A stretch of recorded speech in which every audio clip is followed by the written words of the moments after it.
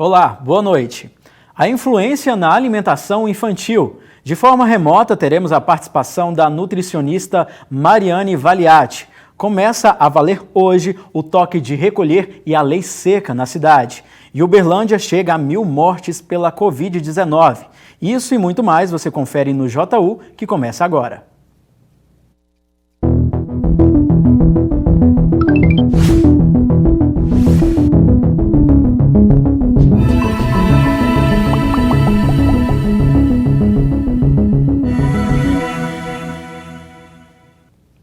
Um relatório da organização Todos pela Educação mostra que o Ministério da Educação gastou menos do que tinha em caixa o ano passado durante a pandemia.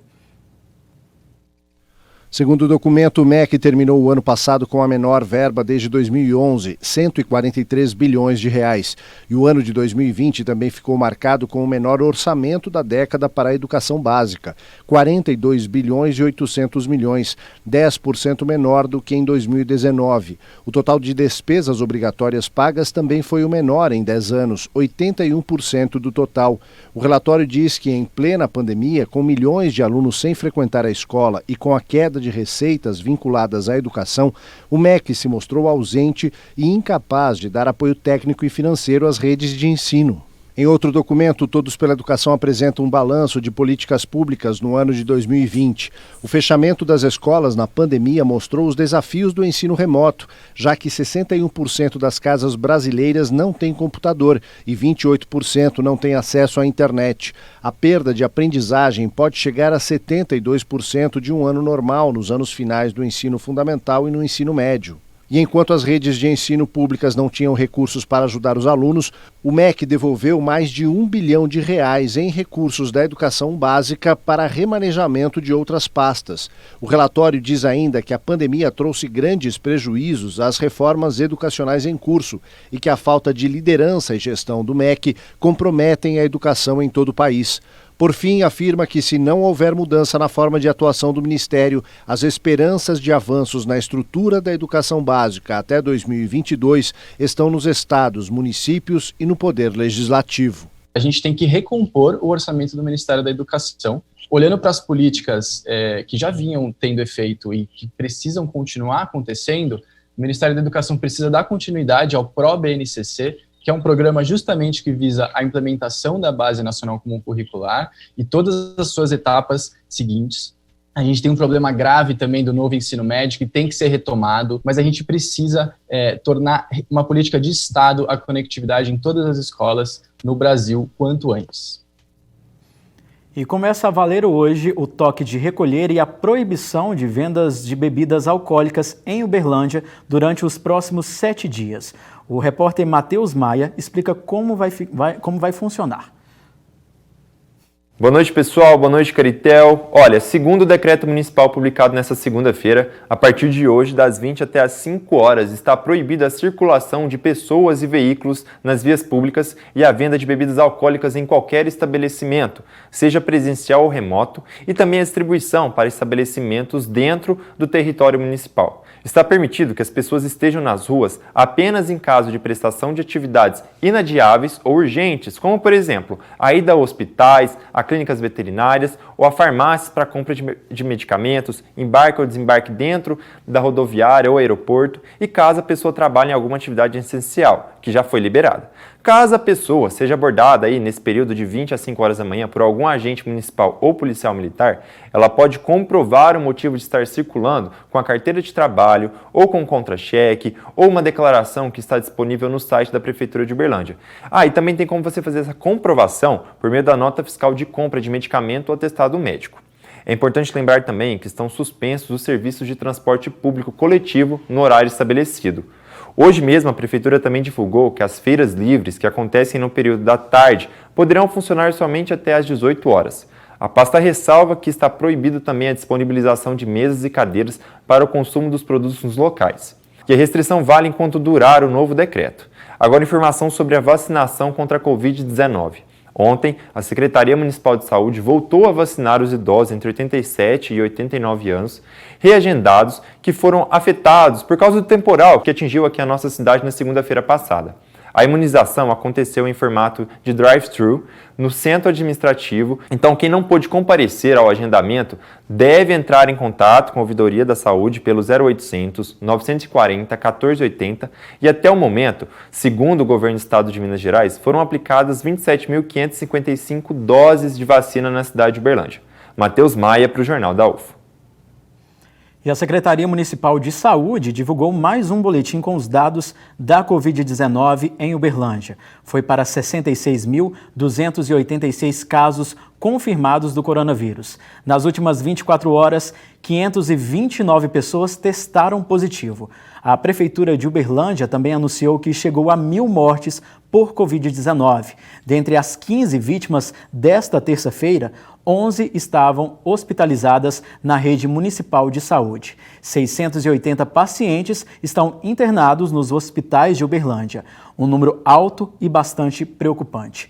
98% dos leitos de UTI estão ocupados. E em virtude deste trágico fato, o prefeito Odelmo Leão decretou luto oficial de 3 dias no município.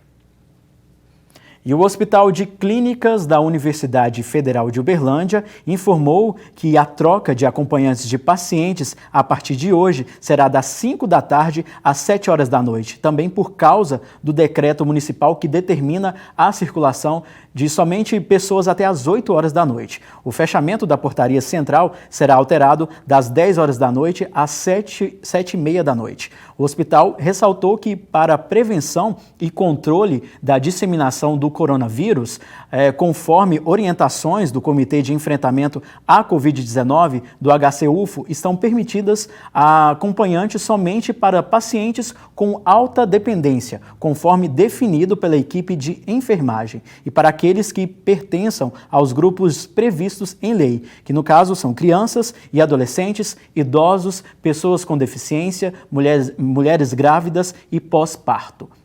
Vamos agora ao tema do nosso jornal de hoje, que é a influência da alimentação infantil. A influência dos pais mostra que uma pesquisa, os desafios enfrentados pela família, garante a boa alimentação. E por isso, pessoal, só um minutinho. Desculpa, alimentação. Isso significa que fazer com que os pequenos comam mais frutas, verduras e legumes. Veja só na reportagem. Desde cedo, a relação de Manu e Nina com a comida vai do preparo ao prato. Hoje, com 7 e 4 anos, as meninas mantêm uma alimentação saudável, também inspiradas nos pais. Para dar o exemplo para elas, a gente parou de comer muita coisa e a gente colocou muita coisa no nosso cardápio. Então, assim, a gente não era de comer salada, a gente não era de comer verdura, de comer legume. E hoje em dia não falta esse tipo de coisa em casa. Assim como as boas referências dão bons resultados, as ruins exercem influência negativa. Uma pesquisa mostra que 1 em cada 3 responsáveis aponta exemplos inadequados na família como a principal causa de dificuldades alimentares na infância. O estudo ainda mostra que 60% das crianças de até 10 anos com essas dificuldades têm como barreira experimentar novos alimentos. E quase metade recusa frutas, verduras e legumes. O desafio para os pais é grande, mas pode ser superado diante da importância da alimentação nos primeiros anos de vida. A alimentação também é um processo cultural, social, mas é uma aprendizagem também, né? Então, dentro dessa aprendizagem, a gente tem exemplos, né? Em certo momento estabelecer limites, mas em certo momento reconhecer as individualidades dessa criança, os sabores, as preferências, ou seja, estar atento à saciedade dessa criança, à fome dessa criança. Para este pediatra, qualidade, quantidade e variedade são os 3 pilares para a elaboração do cardápio de uma criança. Manu alcançou esse equilíbrio com 1 ano e 4 meses. A Manu outro dia, ela falou, eu tô com fome. Abriu a geladeira, pegou um saco de alface lavado e começou a comer como se fosse salgadinho. Entendeu? Aí quando você vê, você fala, cara, alguma coisa eu acertei. Por mais difícil que seja, a dificuldade alimentar na infância pode ser superada, inclusive com ajuda médica. A insistência vale a pena. Então, os hábitos alimentares na infância são fundamentais para criar um adulto saudável também na sua alimentação. E para falar sobre a influência na alimentação das crianças, a gente conversou com a Mariane Valiati, que é uma nutricionista, e ela vai responder algumas perguntas para nós aqui no Jornal da UFO. E a primeira pergunta é a seguinte: a influência na alimentação das crianças começa desde antes da introdução alimentar, na gestação ou até mesmo na amamentação, por exemplo? Olá, primeiramente, obrigada pelo convite. É sempre bom a gente falar sobre alimentação saudável na infância, porque quando a gente promove alimentação saudável na infância, a gente consegue ter adultos mais saudáveis também e com uma boa relação com a comida. Então, a formação do paladar infantil acontece sim antes da fase de introdução alimentar ainda. Ainda na fase gestacional, por volta da 16ª semana, o feto ele deglute o líquido amniótico e nesse líquido vão passando pequenos odores, sabores daquilo que a mãe consome. E por volta da 24ª semana, o feto passa também a sentir o cheiro, porque é a fase ali do desenvolvimento das células olfativas.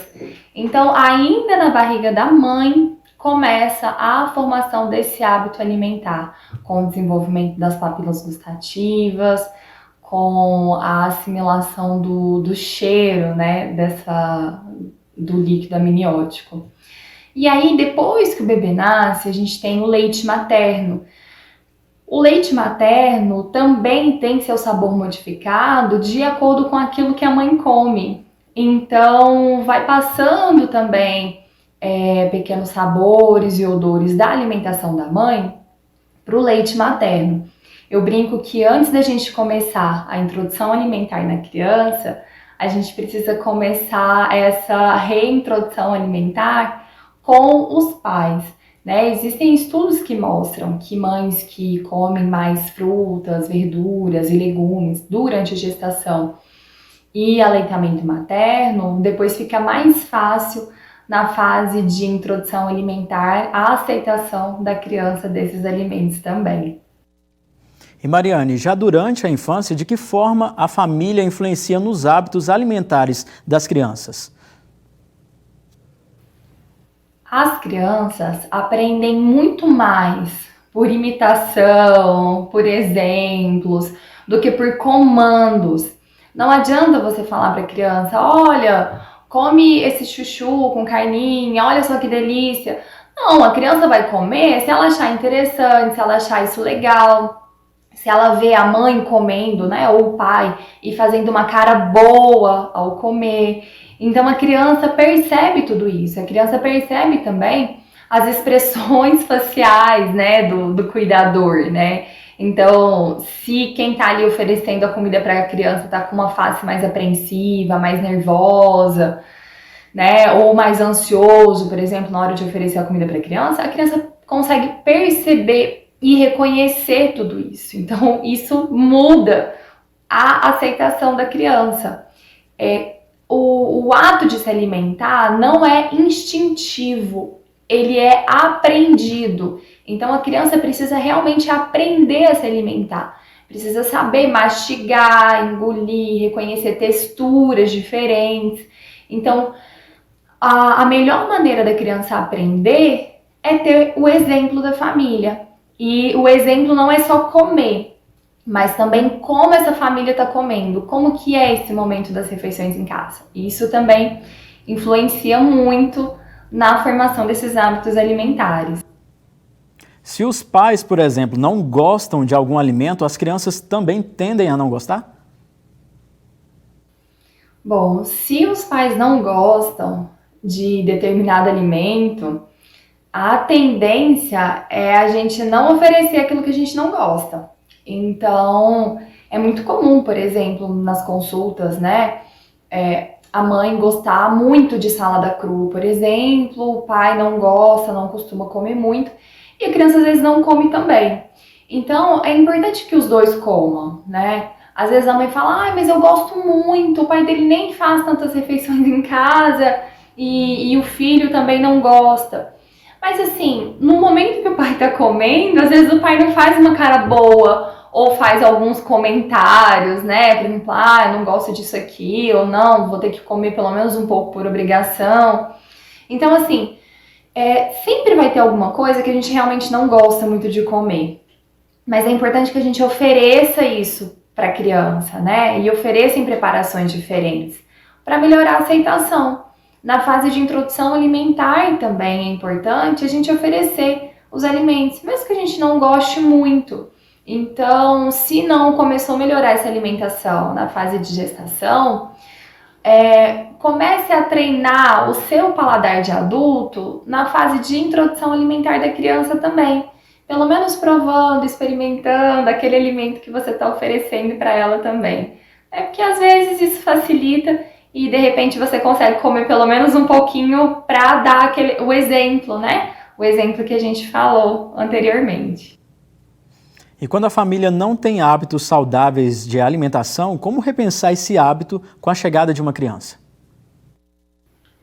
O preparo para a chegada de uma criança deve começar antes mesmo da gestação. Então, por exemplo, se o casal um dia quer ter filhos, agora é hora de começar a melhorar essa alimentação. Não é deixar para depois, né? Não só pela questão da influência, né, do paladar da criança, mas também, por exemplo, do preparo do corpo dessa mulher, né, para engravidar, para conseguir receber esse bebê, né, e para a mulher ter uma gestação mais saudável e, consequentemente, promover saúde também para essa criança que vai nascer. Então, assim, o casal deve ter a conversa ali e começar a melhorar essa alimentação. Então, claro que se a gente for pensar hoje na nossa rotina corrida, às vezes o industrializado acaba sendo o nosso refúgio.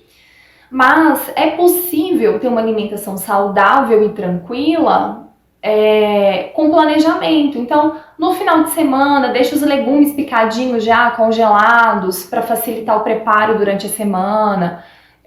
Deixa uma alface já limpinha na geladeira, uma cenoura já ralada na geladeira, né? Então, tem algumas verduras, né?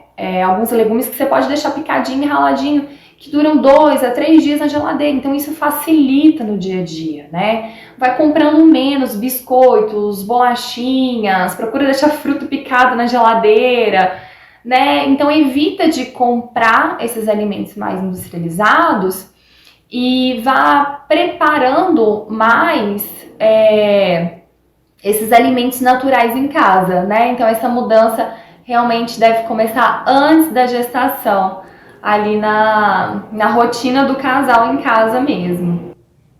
Mariane, a alimentação da escola também pode influenciar nos gostos das crianças?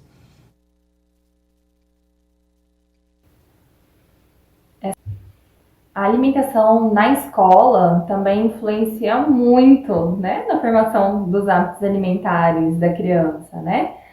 A influência da família em casa é a principal, mas comer é muito social, então a criança tá ali com o coleguinha, tá vendo o que o coleguinha tá comendo, acaba às vezes demonstrando interesse por aquilo que os outros estão comendo. Então repensar nesses lanchinhos que estão sendo enviados para a escola, né? Em dias normais de aula, né, a criança faz pelo menos uma refeição na escola, né? Então, o que está servindo para a criança naquele momento do lanche? O que está sendo enviado para ela? A gente tem crianças, por exemplo, que ficam em período integral na escola, então fazem pelo menos 3 refeições. Às vezes a criança come mais na escola, né, do que em casa. Então, pensar na escola também como promotora de hábitos alimentares mais saudáveis para essa criança, né? Porque com certeza influencia muito também. E a gente pode fazer a nossa parte, né, selecionando aquilo que a criança leva para a escola, né? Ou conversando também na escola sobre aquilo que está sendo vendido, sobre aquilo que está sendo oferecido na escola para a criança também. E o que fazer quando a criança recusa ou não gosta de algum alimento que seria importante? Essa questão da recusa alimentar, né, é importante a gente destacar, porque boa parte das crianças tem algum tipo de dificuldade alimentar, né? Então, a primeira coisa que a gente precisa entender é que é normal a criança realmente, por preferência, né, não gostar de um ou outro alimento. Então, preferências alimentares devem ser respeitadas. Agora, não é normal não gostar de nada. Por exemplo, às vezes a criança não gosta de tomate, mas ela pode comer uma alface, uma cenoura, uma couve-flor, por exemplo. Então, ok, ela não gosta de tomate, tudo bem. Mas então vamos escolher um outro vegetal para colocar no prato? Tem criança que às vezes realmente tem mais dificuldades com os vegetais, mas tem mais facilidade com as frutas. Vamos estimular então essa ingestão de frutas ao longo do dia, né? Para que aos poucos essa criança se sinta confortável para conseguir comer os vegetais. Então, se a gente for pensar nas dificuldades alimentares e como melhorar, eu acho que uma das principais orientações é melhorar a interação da criança com a comida. Então, não só chegar e colocar a comida lá no prato, mas quando você tiver oportunidade, em tempos fora de pandemia, por exemplo, levar essa criança para a feira para escolher o alimento, né, a fruta, a verdura. Pedir para que essa criança ajude no preparo das refeições. Outra coisa que é extremamente importante a gente ressaltar são as refeições em família, né? Ter um momento calmo e tranquilo na hora das refeições. Então a criança, ela não vai comer porque ela é obrigada. A criança precisa se sentir confortável para comer e experimentar também. Então cuidado com as atitudes no momento das refeições. Então proporcionar um ambiente tranquilo para essa criança também é um passo importante. Essas foram as informações, as dicas valiosas da nutricionista Mariane Valiati. Muito obrigado pela sua participação aqui no Jornal da UFO. Agora, mudando de assunto, a indicação de um general para a presidência da Petrobras, após Bolsonaro não concordar com a política de preços da companhia, gerou uma reação imediata de investidores. A instabilidade afeta também o consumidor final. Desde o anúncio da mudança no comando da Petrobras, o valor de mercado da estatal derreteu. De sexta para cá, a empresa perdeu mais de 100 bilhões de reais em valor de mercado, o que corresponde a cerca de 20% do valor total da companhia. A escolha pelo general da reserva Joaquim Silva e Luna tem como cenário a insatisfação do presidente com a política de preços que vem sendo aplicada nos últimos anos. Seguindo a flutuação internacional, o preço pode ficar mais alto a depender da demanda mundial e do câmbio. A indicação do general também causou uma disparada no dólar, que pode ser uma tendência caso Bolsonaro cumpra a promessa de interferir em outras áreas com tarifas públicas. Se isso se confirmar, os índices de inflação de alimentos, que já bateram recordes no ano passado, vão piorar. Desde o início da manhã, o Conselho de Administração da Petrobras se reúne e discute se irá ou não ratificar a troca. Nós temos uma ausência de uma política econômica definida no país, né? Veja o que acontece com tantos setores. Isso fragiliza a moeda interna, eleva o preço do dólar, o que torna mais interessante exportar, o que fragiliza o mercado interno. Para evitar o desgaste com a alta na gasolina e no diesel, Bolsonaro tenta descolar a responsabilidade da União no valor final da bomba. Para isso, ele assinou ontem um decreto que obriga postos a colocar em local visível a incidência de impostos e taxas que compõem o preço final dos combustíveis. Dessa forma, quer jogar para os estados a responsabilidade sobre o preço final. A medida entra em vigor daqui a 30 dias. O último reajuste feito pela Petrobras foi de 23 centavos no preço da gasolina nas refinarias. Já o diesel subiu 34 centavos. Com os combustíveis mais caros, o frete também custa mais. No Brasil, mais de 70% do transporte de cargas é feito por estradas. Na ponta, toda essa cadeia vai gerar aumento nos itens como a carne, o feijão e o leite, por exemplo. E para quem já não pode lidar com os preços atuais destes produtos, qualquer aumento é muita coisa. A mudança não atinge apenas os grandes distribuidores nacionais. José Correia produz e entrega marmitas na zona leste da capital paulista. E ele já sentiu o gosto amargo do aumento do preço na bomba. Gastava, digamos aí, por semana, R$250, hoje está em torno de R$400, R$450. Tive que reduzir as demandas de entrega por dificuldade de aumento mesmo. Não estou conseguindo repassar esse aumento para o consumidor. E será que vem chuva amanhã? Vamos ver como fica o tempo para Uberlândia e outras cidades vizinhas nesta quarta-feira.